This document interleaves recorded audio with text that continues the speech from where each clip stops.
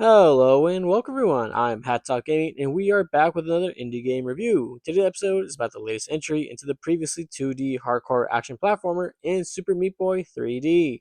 4 years after the release of the not so well received Super Meat Boy Forever, we are transitioning into the 3D realm. And of course the question is, did this newest entry successfully capture the magic of the original or does it stumble in its transition to 3D? Normally in my reviews we go over everything from story, gameplay, performance, and everything in between. But with a game like this, I know you guys just want to hear whether or not it's good, so let's not waste any time and get into the meat of this game. But for the sake of touching on the story, it's more of the same. Dr. Fetus captures Bandage Girl and you gotta go save her. Super simple, just more of the same with some boss fights at the end of each world. So for my playthrough, I went and played every level until I A+'d it before moving on to the next, so my playtime was a lot longer than the average runtime, as you may imagine. It was fun to do so and it really pushed me to find every corner I could cut and really get in tune with all the mechanics of the game.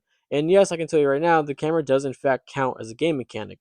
The camera is fixed, and Meat Boy is always at the center of it, making it so the player never really loses sight of him. But because of the decision, the levels are designed with a big, more isometric view in mind, but switching constantly from that to a more 2D plane and some straightforward hallway sections where Meat Boy's back is turned to you.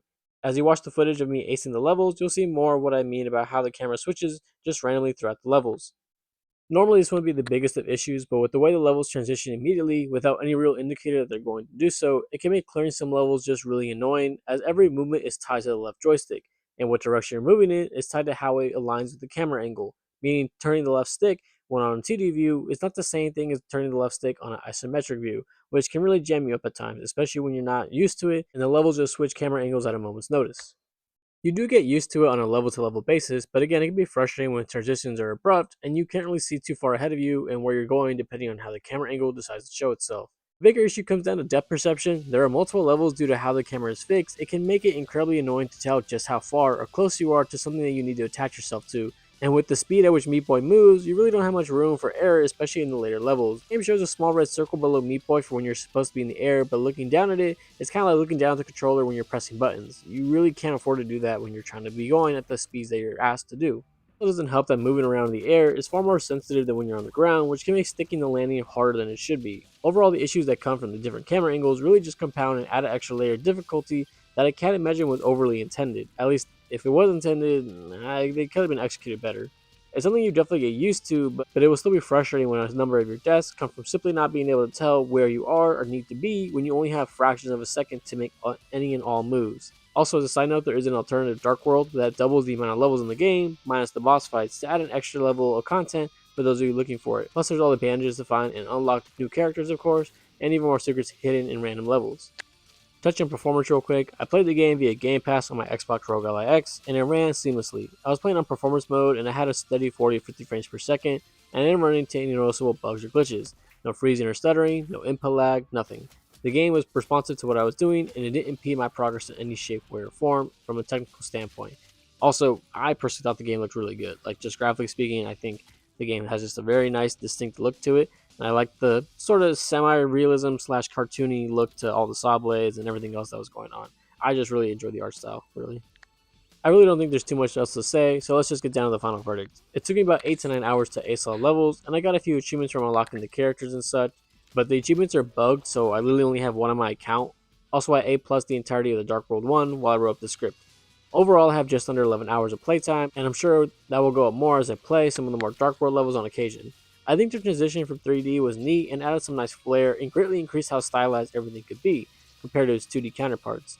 While platformers have never been my thing, 2D or 3D for that matter, I do find one or two on the occasion that grab my interest and I find myself enjoying them. But if we strip back all the layers and remove the fact that this is a new entry into a well-known franchise, we're left with a game you could speedrun in less than 2 hours and maybe even just one.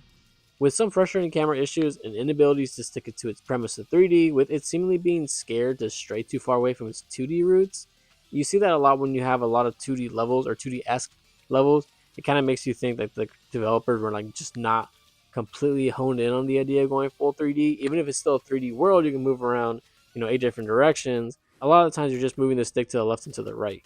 And frankly, I don't know how much of a replay value this thing has in my mind. I think each level takes about 15 to 25 seconds to beat, or even just ace for that matter. And sure, you could chase your own records, but for the average gamer who plays a game to completion and drops it right after, $25 MSRP is kind of a lot to ask for when there really isn't a whole lot here.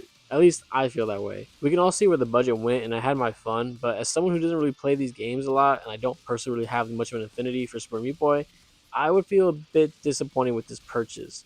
Personally, I would give the game a 7 out of 10, maybe even closer to a 6. Nothing about the game is particularly awe-inspiring, and while all the different worlds all have their own distinct feel and look, platformers are platformers at the end of the day, and they really just don't wow me at all. If these types of games are your thing, then yeah, I would say go for it, especially if you have a Game Pass to take a shot with this game.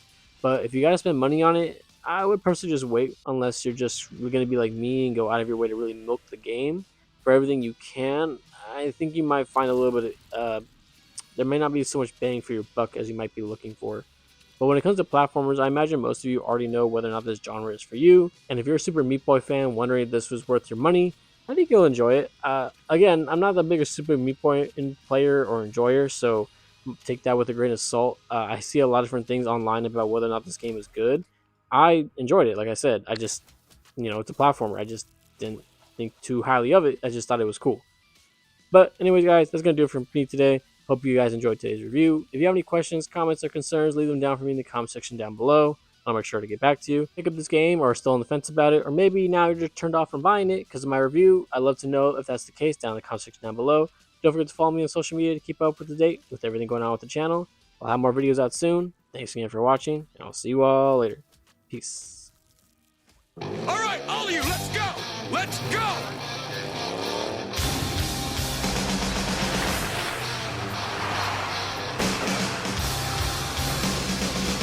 We go, the harder we hit it, the more us brothers pull together. I'm the big boss. Come on, man, I'm not in the mood for jokes. Nice place you got here, Johnny. Not quite sure I meet the dress code.